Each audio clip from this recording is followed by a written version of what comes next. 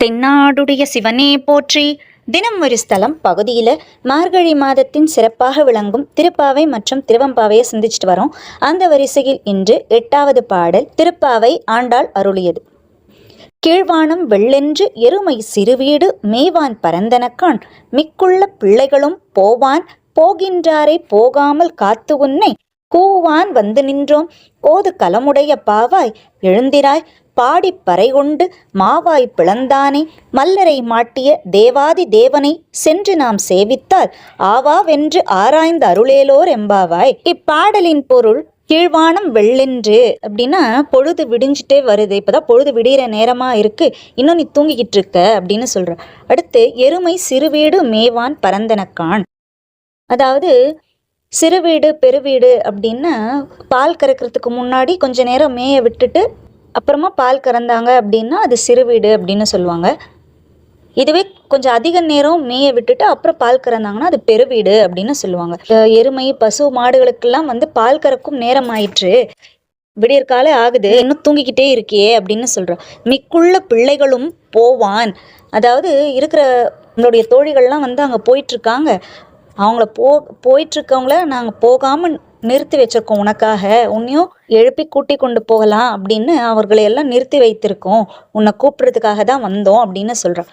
போவான் போகின்றாரை போகாமல் காத்துன்னை கூவான் வந்து நின்றோம் அப்படின்னு சொல்கிறான். அடுத்து கோது கலமுடைய பாவாய் எழுந்திராய், அதாவது கோது கலமுடைய பாவாய் அப்படின்னா அவங்கள பார்த்தாலே நமக்கு ஒரு உற்சாகம் வந்துடும். அவங்க எப்பயும் ஒரு வைபோடு இருந்துகிட்டே இருப்பாங்க. இப்போ ஏதாவது ஒரு கேங்கில் கண்டிப்பாக எல்லாரும் ஃப்ரெண்ட்ஸ் கேங்லேயும் ஒருத்தர் இருப்பாங்க இல்லையா, அது வரைக்கும் கொஞ்சம் அப்படியே அந்த கேங் டல் அடிக்கும். இப்போ அந்த ரொம்ப ஆக்டிவாக ரொம்ப உற்சாகமாக இருக்கக்கூடிய அந்த நபர் வந்ததுமே அந்த கேங்கே அப்படியே ரொம்ப ரொம்ப கோஷாயிடும். அப்படி இந்த கோது கலமுடைய பாவாய் அப்படின்னா அந்த மாதிரி உற்சாகம் நிறைந்த பெண்ணே, நீ இன்னும் தூங்கிக்கிட்டு இருக்க, நம்ம பஜனை பாடுறதுக்கு போகணும் இல்லையா, நீ வந்தாதான் அந்த பஜனையே களை கட்டும் அப்படின்ற போல அந்த தோழியை எழுப்புறாங்க. சீக்கிரமா எழுந்து வா, நம்ம போய் பாடலாம் அப்படின்றா. பாடினா நமக்கு என்ன கிடைக்குமா, பாடி பறை கொண்டு அப்படின்னா நம்ம பாடுவதால நமக்கு இறைவனுக்கு ஒரு கைங்கரியம் போல ஆகும்.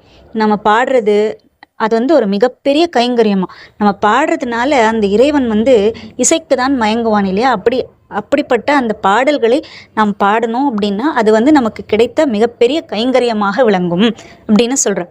இப்படிப்பட்ட நாராயணனா மாவாய் பிளந்தானை மல்லரை மாட்டிய, அதாவது கேசி அப்படின்ற ஒரு அரக்கன் குதிரை வடிவில் கண்ணனை தாக்குவதற்காக வரும்பொழுது அதோடைய வாயை பிளந்து அதை கொன்றானாம்.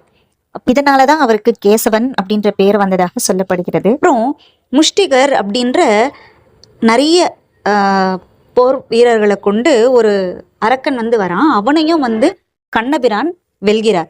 அப்படிப்பட்ட நாராயணனை நாம் பாட வேண்டும், பாடினால் அது நமக்கு கிடைத்த பெரும் கைங்கரிய பாக்கியம் அப்படின்னு சொல்ற. அப்படிப்பட்ட அந்த நாராயணனை நாம் போய் சேவித்தால், தேவாதி தேவனை சென்று நாம் சேவித்தால், இப்படி நம்ம போய் பாடிக்கொண்டே அந்த பஜனை கோஷ்டியில் நம்ம இந்த பாடல்களையெல்லாம் பாடிக்கொண்டு போய் அவனை சேவித்தோம் அப்படின்னு சொன்னால் ஆவாவென்று ஆராய்ந்து அருளேலோர் எம்பாவாய், அதாவது நமக்கு அருள் செய்வதற்காகவே ரெடியாக இருப்பாராம். இவங்க வந்துட்டாங்களா, இவங்களுக்கு போய் நம்ம அருள் செய்யணுமே அப்படின்னு ரெடியாக அலறி அடிச்சுட்டு ஓடி வருவாராம். ஏன்னா நம்ம பாடுறது அவ்வளோ பெரிய கைங்கரியம் இல்லையா. அதனால் ஆண்டாள் நாச்சியார் இது போல் குறிப்பிடுறாங்க.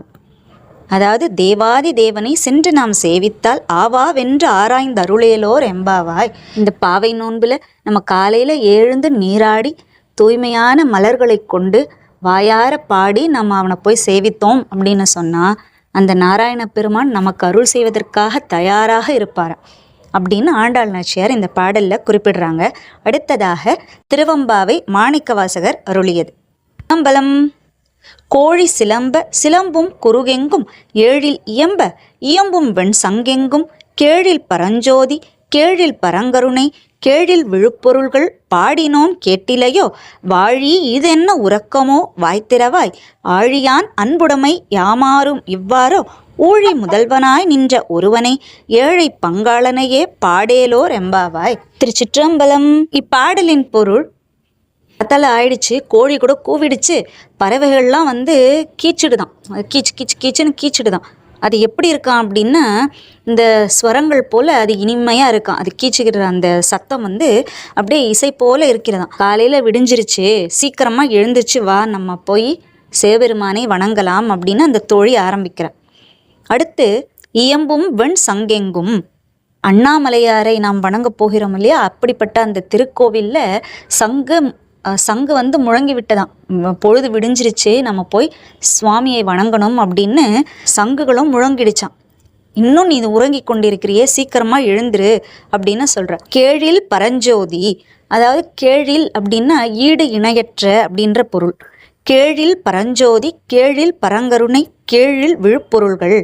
அதாவது ஈடு இணையற்ற அப்படின்ற வார்த்தைக்கு பொருளே அப்படின்னு பார்த்தீங்கன்னா சிவபெருமான் தான். இங்கிலீஷில் வந்து த அல்டிமேட் அப்படின்னு சொல்லுவோம் இல்லையா, அது போல் எதுக்குமே ஒரு அல்டிமேட், ஒரு சுப்ரீம் பவர் இருக்கும் இல்லையா, அந்த சுப்ரீம் பவர் தான் வந்து சிவபெருமான். அதை தான் வந்து இதில் கேழில் அப்படின்னு மாணிக்கவாசக பெருமான் குறிப்பிடுறார். பரஞ்சோதி, அதாவது அந்த ஜோதி சுடருக்கு வேற எதுவுமே ஈடு இணையே கிடையாதாம். அப்படிப்பட்ட அந்த பரஞ்சோதியை நாம் வணங்க வேண்டும்.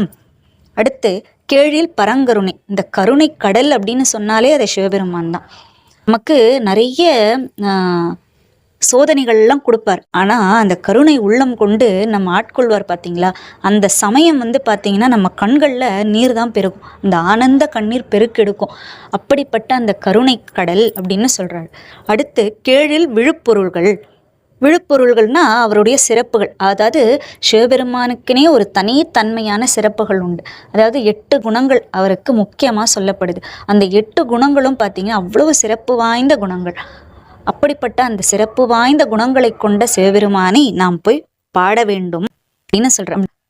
அப்படிப்பட்ட ஈடு இணையற்ற சிவபெருமானை பாடினோம் கேட்டிலையோ, அப்படி பாடிட்டே வரோமே அது உனக்கு கேட்கலையா அப்படின்னு சொல்கிறாரு. அடுத்து வாழி ஈதென்ன உறக்கமோ வாய்த்திரவாய், இன்னும் நீ இன்னும் தூங்கிக்கிட்டே இருக்க, நாங்கள் பாடுறது உனக்கு கேட்கலையா, நீ இன்னும் தூங்கிக்கிட்டே இருக்க, வாயத்தொற, சீக்கிரமாக எழுந்துரு அப்படின்னு சொல்கிற. அடுத்து ஆழியான் அன்புடைமை யாமாறும் இவ்வாறோ, அதாவது ஆழியான் அன்புடைமைனா சிவபெருமானை இருக்கார் இல்லையா, அவர் வந்து சிவபக்தி ரொம்ப கொண்டவர், சிவபக்தி கொண்டவராம் திருமால். அப்படிப்பட்ட திருமாலுக்கே வந்து அந்த பரஞ்சோதியை காண முடியவில்லையா, அப்படிப்பட்ட திருமாலே வணங்கும் சிவபெருமானை நாம் போய் வணங்க வேண்டாமா, சீக்கிரமா எழுந்துரு அப்படின்னு சொல்ற.